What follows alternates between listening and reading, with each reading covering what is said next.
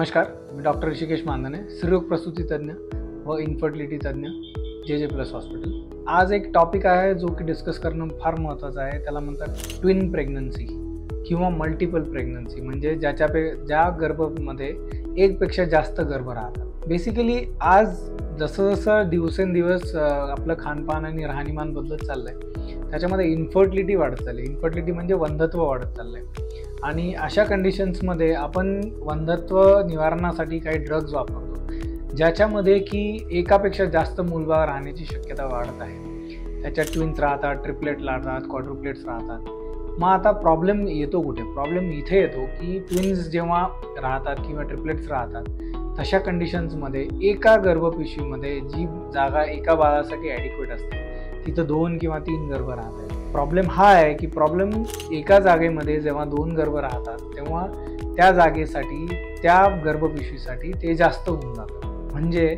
बाळांची वाढ खुंटते, रक्तपुरवठा दोघांमध्ये डिवाईड होतो, जाणारे न्यूट्रिएंट्स दोघांमध्ये डिवाईड होतात, लागणारी जागाही कमी जास्त होते। त्याच्यामुळे काय होतं की बाळांची वाढ पण कमी राहते आणि गर्भपिशवी वेळाच्या पेक्षा जास्त डिस्टंट झाल्यामुळे किंवा फुगल्यामुळे लवकर डिलिव्हर होण्याचे चान्सेस वाढतात। एक दुसरं, त्याच्यामध्ये BP जास्त वाढण्याचे चान्सेस होतात। तिसरं, प्रेग्नन्सीमध्ये ज्या होणाऱ्या उलटी मळमळचा जो त्रास आहे, तो प्रेग्नन्सी जेव्हा जुळी किंवा तिळी असते किंवा आपण त्याला ट्विन्स आणि ट्रिपलेट म्हणतो, त्याच्यात जास्त होतं। चौथं, प्रीटर्म डिलिव्हरी म्हणजे वेळाच्या पहिले 7व्या 8व्या महिन्यात 9व्या महिन्यात डिलिव्हरी होण्याचे चान्सेस वाढतात। चौथं, जेव्हा बाळ कच्चे असतात किंवा आम्ही प्रीटर्म म्हणतो त्यांना, जे की 37 आठवड्यापेक्षा लवकर डिलिव्हरी होते, अशा बाळांना काचेच्या पेटीची गरज जास्त पडते। कारण लवकर डिलिव्हरी झाल्यामुळे त्यांचे फुफ्फुस जे म्हणतो आपण, लंग्स ज्याला म्हणतो, ते मॅच्युअर नसतात। पाचवं, ते मॅच्युअर नसल्यामुळे पहिला श्वास किंवा श्वास घ्यायला त्रास होणे आणि त्यामुळे त्यांना श्वासोच्छ्वासाची गरज पडते, कृत्रिम श्वासोच्छ्वासाची गरज पडू शकते किंवा ऑक्सिजनची गरज पडू शकते किंवा CPAP म्हणजे एक्स्ट्रा व्हेंटिलेशन त्यांना लागू शकतं। चौथं, त्यांना कावीळ होण्याचे चान्सेस जास्त वाढतात। पाचवं, काचेच्या पेटीमधला स्टे वाढतो। सहावं, त्याच्यापेक्षा पण महत्त्वाचं असतं की बाळाला फीडिंग टायमावर होत नाही, बाळाची साखर मेंटेन होत नाही, डाएट आणि न्यूट्रिएंट्स जात नाही, त्याच्यामुळं पण बाळाला त्रास होऊ शकतात। आता ह्यामध्ये प्रिव्हेन्शनसाठी काय काय करतात? जुळे आणि तिळे जेव्हा राहतात तेव्हा मॅक्सिमम काळजी घ्यावी लागते।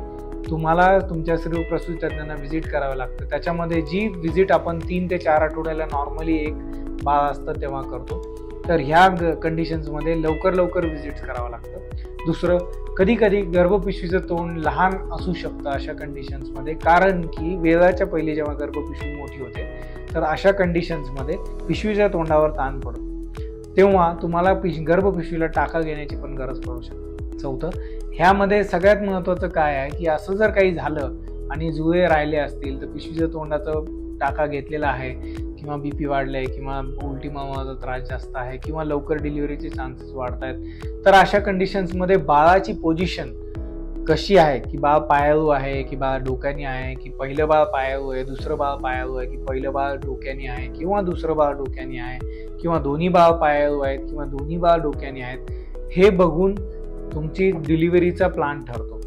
जेणेकरून नॉर्मल डिलिव्हरीचा प्रयत्न करायचा आहे की सिझेरियन करायचा आहे, हे त्या बाळाच्या पोझिशन आणि तुम्ही जेव्हा त्या डॉक्टरांना भेटणार आणि डिलिव्हरीसाठी जाणार आहात, त्यावेळच्या कंडिशन आणि त्यावेळच्या सोनोग्राफीच्या हिशोबाने आणि बाळाच्या वजनांच्या हिशोबाने, बाळाभोवतीचं पाणी किती आहे, तुमचं आईचं BP किती आहे, आईची साखर वाढलेली आहे का, आणि आई आणि बाळांच्या दोघांच्या कंडिशन्सवर डिसाईड करून ट्विन प्रेग्नन्सीचं डिलिव्हरीचा प्लॅन ठरतो। आणि हा डिलिव्हरीचा प्लॅन ठरतो तेव्हा कोणीही जर सांगत असेल की नॉर्मलचा प्रयत्न नको करायला किंवा सिझेरियनचा प्रयत्न केला पाहिजे किंवा सिझेरियन केलं पाहिजे, त्याच्या मागे तथ्य असतं आणि ते तथ्य आम्ही बघितलेल्या एक्सपिरियन्समधून किंवा बाळाला होणाऱ्या त्रासाचा विचार करूनच डिसिजन घेतलेलं असतं। सो जेव्हा पण जुळी किंवा तिळी प्रेग्नन्सी आहे, तेव्हा आपल्या गायनेकॉलॉजिस्टला फ्रिक्वेंट व्हिजिट करा।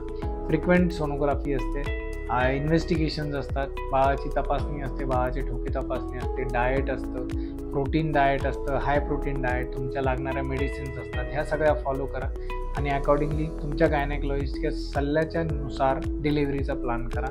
भरपूर आराम करा। काही गोष्टी असतात ज्या न करायला सांगितलेल्या असतात किंवा काही पथ्य पाळण्यासाठी सांगितलेले असतात, ते पाळा आणि काळजी घ्या। थँक्यू।